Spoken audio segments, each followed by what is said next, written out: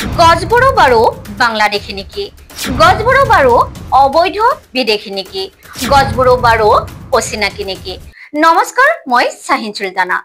কি ভুল আছিল এই গছবোৰৰ? ভালকৈ মন কৰক এই দৃশ্য।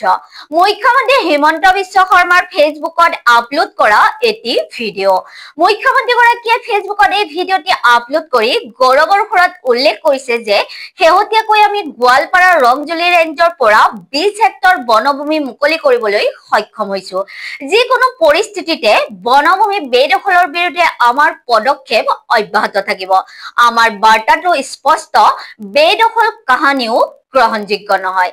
হয়, মুখ্যমন্ত্ৰীগৰাকীয়ে ঠিকেই কৈছে, বেদখল কাহানিও গ্ৰহণযোগ্য নহয়। পিছে প্ৰশ্ন হল, কি ভুল আছিল এই গছবোৰৰ? উচ্ছেদৰ নামত চৰকাৰে গছবোৰ এনেকৈ কাটি পেলোৱাটো কিমান গ্ৰহণযোগ্য? গছবোৰ ৰক্ষা কৰাৰ দায়িত্ব বাৰু চৰকাৰৰ নাছিল নে? মুখ্যমন্ত্ৰীগৰাকীয়ে নিজেই সদায় বৃক্ষৰোপণৰ কথা কৈ আহিছে, জনগণক গছ ৰোপণ আৰু সুৰক্ষাৰ আহ্বান জনাই আহিছে।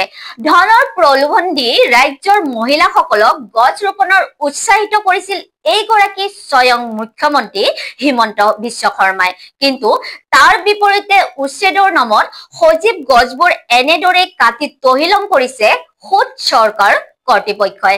এনেজোপা গছ ডাঙৰ হবলৈ সময় লাগে পৰিশ্ৰম আৰু যত্ন।